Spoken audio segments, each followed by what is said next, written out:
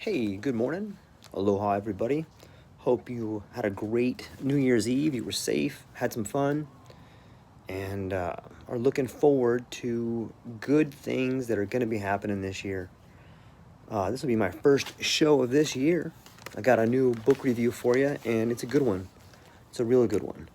It's called Technopoly by Neil Postman, and it is a critique of culture in a roundabout way. When I first started to think about doing this book review, I sat down and I wrote out quite a bit about some valid points in this book and how it's affecting us today, and we're going to get into those. However, this book is one of those books that just really makes you think. It really helps kind of cross the bridge of how we got to where we are today with technology. And as I was thinking about that, I ended up getting away from a lot of points that I want to talk about in the book review later, so this might be a two-parter. So let me just talk, first off, a little bit more about the book, and then I'm going to get into kind of a rant or kind of a meandering pathway kind of out in the forest a little bit. So I hope you like it, and hope you take time to listen to it. So, when you think about technology today, you can think about it, most people think about it as friendly. Not everybody. I mean, technology has done a lot of good things for us, but it's also created a lot of the weapons that have killed lots of people and destroyed families and countries, and it's also been pretty oppressive in a lot of different ways. So let me give you a little tidbit out of that particular area about technology being a friend or a foe. Here's a little excerpt. In fact, most people believe that technology is a staunch friend. There are two reasons for this. First, technology is a friend. It makes life easier, cleaner, and longer. Can anyone ask more of a friend? Second, because of its lengthy, intimate, and inevitable relationship with culture, technology does not invite a close examination of its own consequences. It is the kind of friend that asks for trust and obedience, which most people are inclined to give because its gifts are truly bountiful. But of course, there is a dark side to this friend. Its gifts are not without a heavy cost. Stated in the most dramatic terms, the accusation can be made that the uncontrolled growth of technology destroys the vital sources of our humanity. It creates a culture without a moral foundation. It undermines certain mental processes and social relations that make human life worth living. I thought that was pretty well thought out paragraph about technology. And that, my friends, is where I started to kind of go out onto a different area. That part made me start thinking about, can I see any of this in my life? Can I see the way technology has treated myself? And I can. It made me start thinking about anybody who's ever worked for a large multinational corporation. One of the first things that you're given is an employee number. What does a number do? Well, in the case of humans, a number dehumanizes you. Right? It's much easier to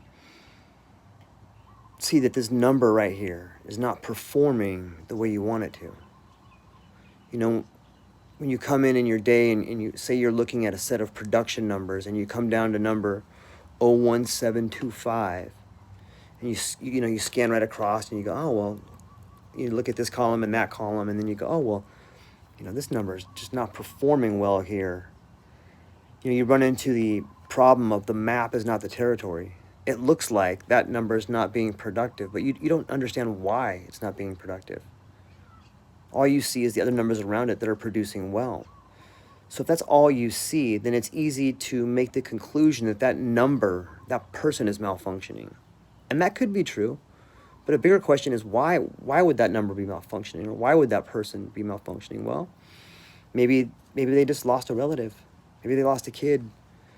Maybe they had a fight with their spouse. Maybe they got injured. Maybe the map is not the territory. Maybe that particular number is different than all the rest. However, when you just see the numbers, you dehumanize everyone.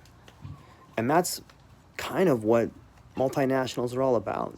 They don't really care about the human component. I mean, that's why we get to the terms, that's why we get to the term of like human capital or human resources. Like that term, that word, those words together, they're dehumanizing. When you start treating people like numbers, you start treating people like animals, sometimes they start acting like animals. But going back to the multinationals and technology and the book Technopoly, we're using technology today, and the book is going to argue this point, that we're trading efficiency for morality.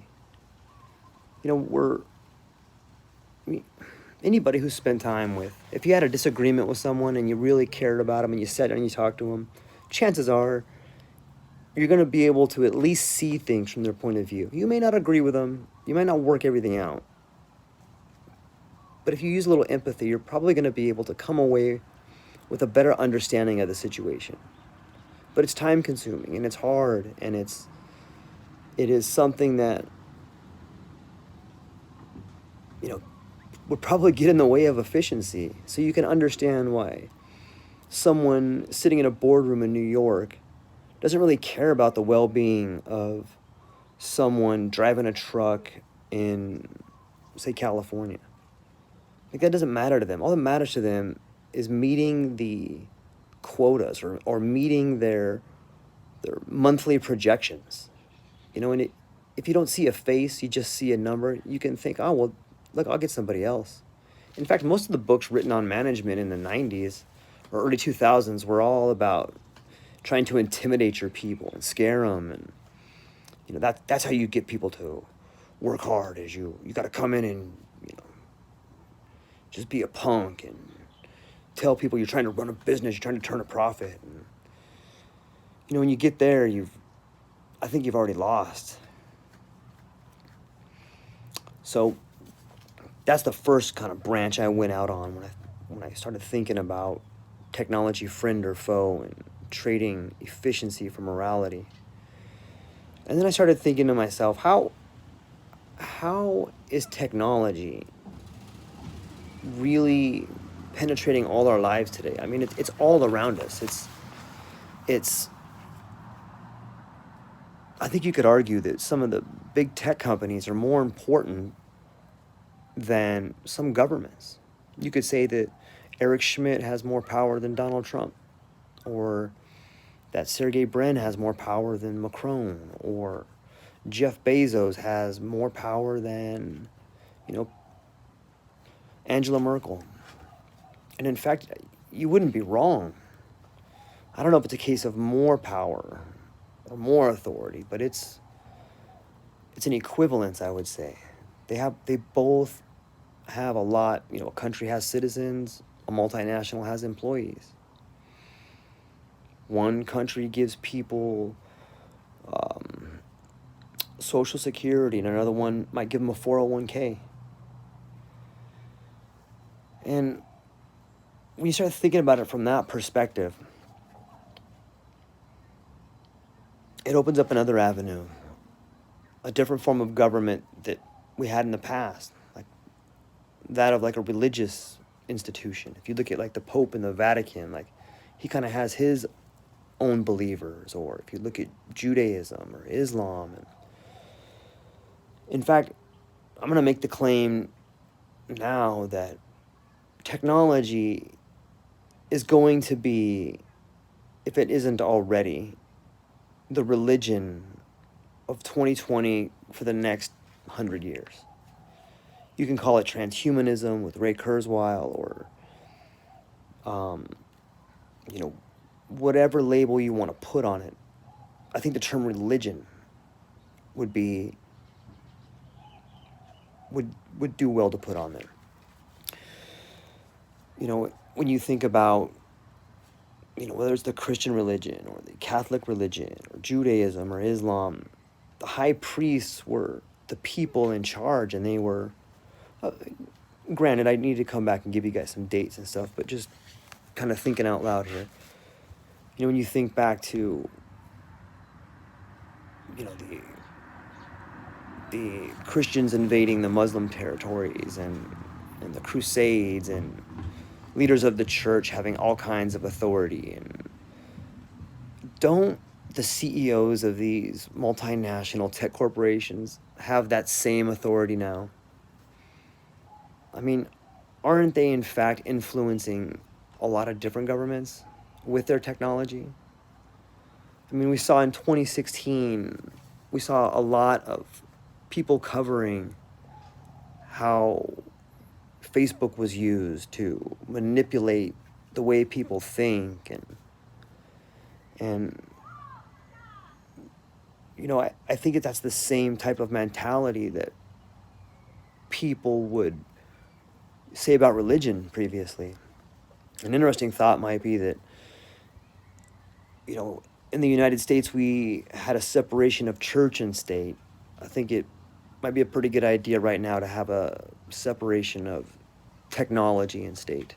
Not taking technology away from the state, but just, being mindful of the very people that are running the corporations.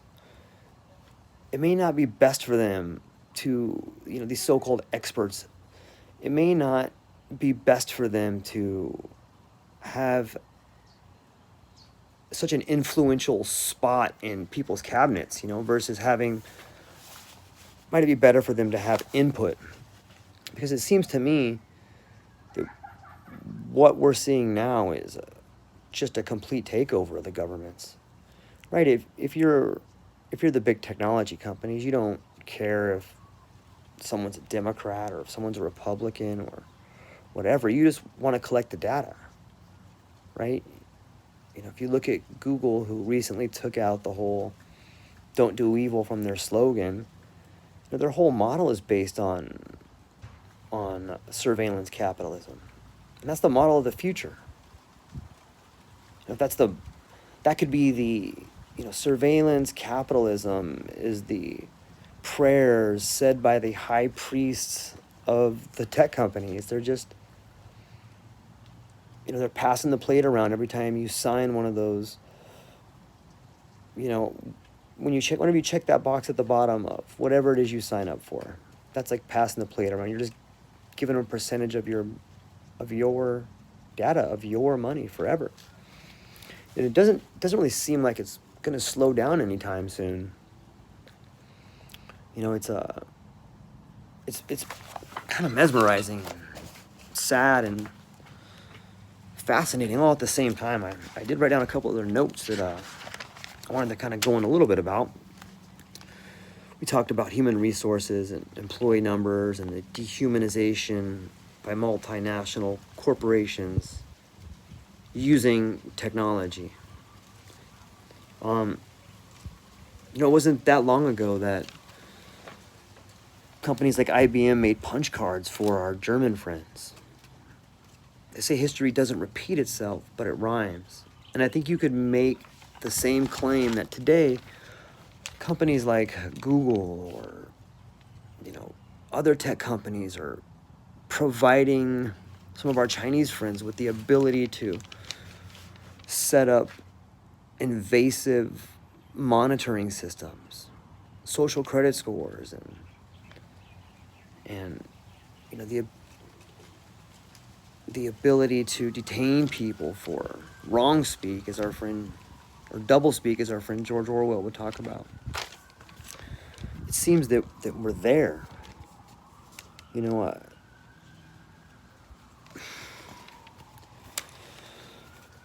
Staying on that topic, and I want to reference another book, Franz de Waal. He's a man, a scientist really, who's studied animal behavior, and he wrote a book called Bottom Up Morality. And after 30 years of studying primates, he makes the claim that it wasn't God who introduced us to morality, rather it was the other way around. God was put into place to help us live the way we felt we ought to live. Now that's an interesting statement right there. Let me just read that again so you guys can really kind of mull it over. It wasn't God who introduced us to morality, rather it was the other way around. God was put into place to help us live the way we felt we ought to. Now you should be asking yourself, who is this we?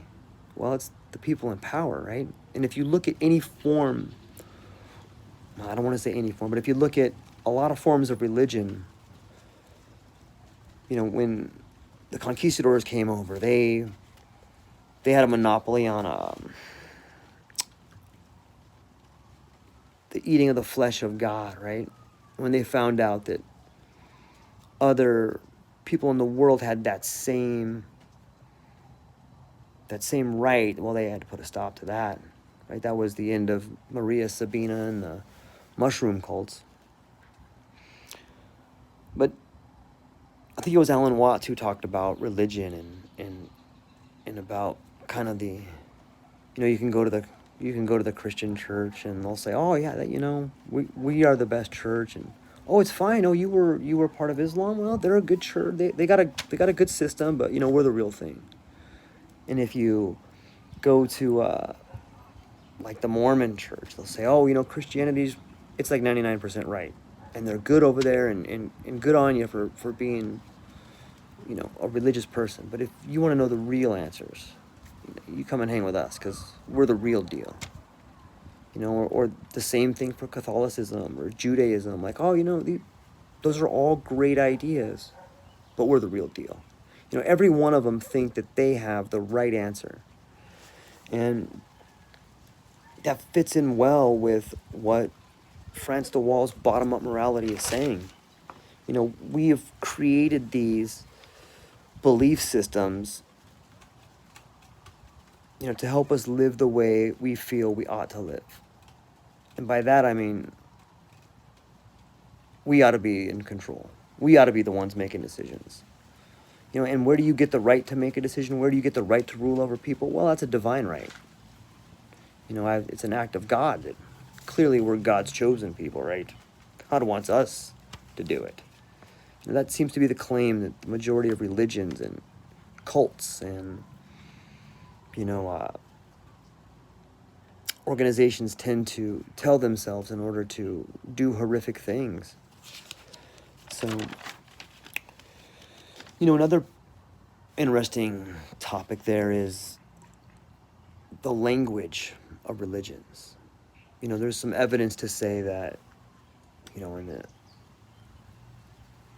the early Christian churches and medieval times and other religions throughout the past, that the most literate people were the people in the church. And whether, sometimes they had secret languages where they would communicate through symbology. Maybe not secret, maybe just that only a select few of people really knew the true writings of the church.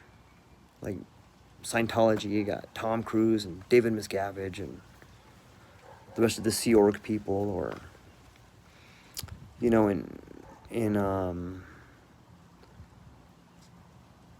the different organizations, as far as like the Knights Templars, maybe they had their own secret codes in the Bible, and the same thing in Judaism and different sects of that. They had their own kind of language, and I think you could argue that coding is a form of language. And while it's open to anybody to learn, you don't get to see the source code of Amazon or the source code of Google. You don't get to see the very foundational tenets, or you don't, as a regular person or even as an employee of those corporations, you're not going to get to see the very foundations of what things are about. And I would argue that code could be similar to the precious text of ancient religions. So you have the high priest of yesterday, just like the high priest of today, which I would argue would be people in the tech community. It's a fascinating thing to think about, and that's kind of the little rabbit hole I went down with before I even got to my book review about Technopoly by Neil Postman. So I hope every one of you is having an amazing first day of the new year, and you got a lot of things to look forward to. I'm going to put down the link to the book in the show notes down there.